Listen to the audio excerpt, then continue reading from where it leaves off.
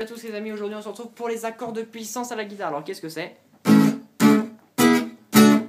Donc en fait c'est à chaque fois que vous voyez un barré sur la guitare, c'est des accords de puissance. Alors, comme vous le savez, la guitare est composée de mi, la, ré, sol, si, mi. Et entre mi et si, entre mi, fa et si et do, il y a un demi-ton, sinon c'est que des tons. Alors en avançant chaque fois à la guitare d'une frette, on prend des demi-tons. Et pas des tons, hein. Donc pas des tons. Petite blague. Alors par exemple si je suis en mi et que je veux aller en fa, vu que c'est entre mi et fa, je fais un demi-ton. Donc j'avance que d'une frette. Mais si je veux aller de fa à sol, c'est un ton. Donc c'est deux frettes. Si je fais une frette, voilà, on sent que c'est en fait un fa dièse ou un sol bémol, je crois. Enfin bref. Donc fa et sol, donc ton. Deux cases. La, c'est pareil, vu que c'est un ton, on va le sauter. C'est pas bien, mettons. La, donc là je sais plus où je suis. Mi, fa, sol, la. Si, bah c'est pareil. Par contre, entre si et do, bah, c'est un demi-ton, donc on va quand même un peu se rapprocher, hein, c'est pas un ton. Et voilà. Donc bon, c'est un moyen mémoqué de technique totalement haché que je n'ai jamais utilisé. Mais bon, c'est pas grave, ça peut toujours servir. Voilà. Donc maintenant que vous connaissez un peu, parce que moi, je vais vous dire, hein, il n'y a pas si longtemps que ça, je ne connaissais pas. Je faisais la guitare, voilà, comme ça, et c'est mon prof en fait qui m'avait appris ça, mais un peu tard, donc je l'ai su. Enfin, il n'y a pas si longtemps que ça, il y a quand même un petit bout, mais voilà. C'était un peu révélation déjà pour moi.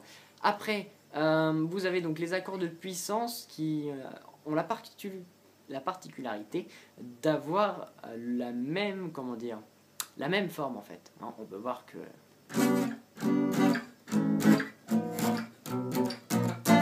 elle s'applique partout. Par exemple, si je suis en mi, fa, sol, la, bah, si je veux faire un la à partir de cette case là avec un accord de puissance, bah, je fais mon accord de puissance que je vais vous expliquer dans 2 minutes et je retrouve le la ici. Là il est ici. Ah, c'est pas joli ça quand même. Et vous pouvez faire ça partout. Là, si je veux faire un si,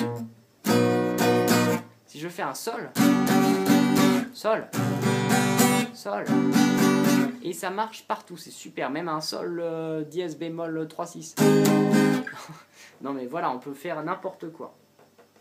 Donc pour le faire, c'est pas difficile, je vais vous apprendre directement sur la première case. Donc vous mettez votre index à ce niveau-là, votre majeur ici. Donc en quatrième corde, deuxième case, pardon, votre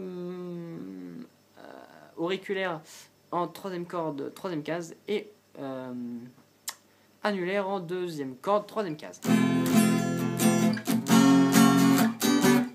Et voilà, vous pouvez l'utiliser maintenant partout. Bon, on peut me dire, voilà, je fais un la, pareil. À peu près, hein, parce que vu que c'est un barré, c'est quand même assez différent. Et c'est pas exactement les mêmes notes, mais au final, c'est quand même le même accord. Et comment je fais si je veux faire un la mineur? Eh bien, tout simplement, enlever le majeur pour faire un mineur. C'est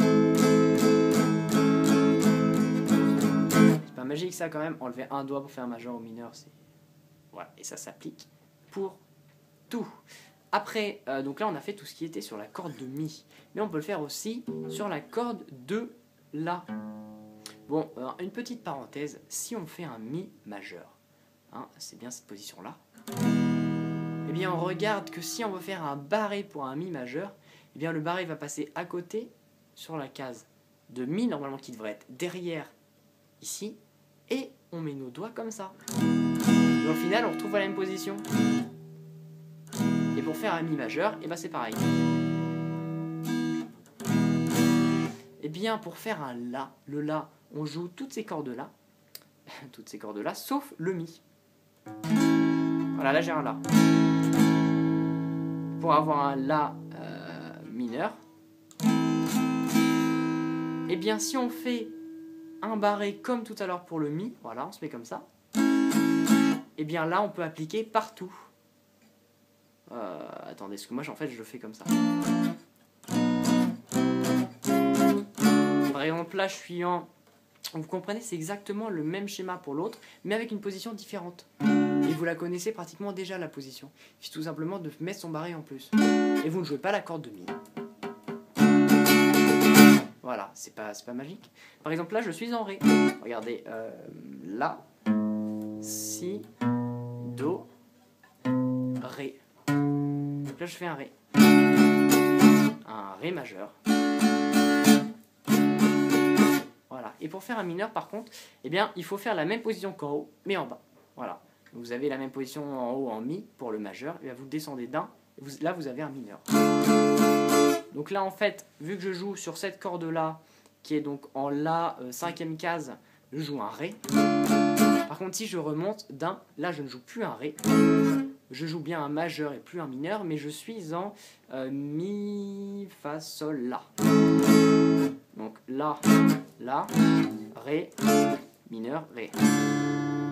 Voilà, donc j'espère que ça vous aura un peu éclairci. Franchement, moi, quand j'ai su ça, mais j'étais vraiment bluffé, quoi. Waouh. Je commençais un peu vraiment à connaître cet instrument de malade qui est pourtant pas évident à dompter. Donc j'espère que ça vous aura plu, que ça vous aura un peu éclairci et bien au pire allez voir un peu sur internet pour le schéma parce que je peux pas mettre les schémas, c'est bien dommage. Je vous dis à la prochaine, allez ciao tout le monde.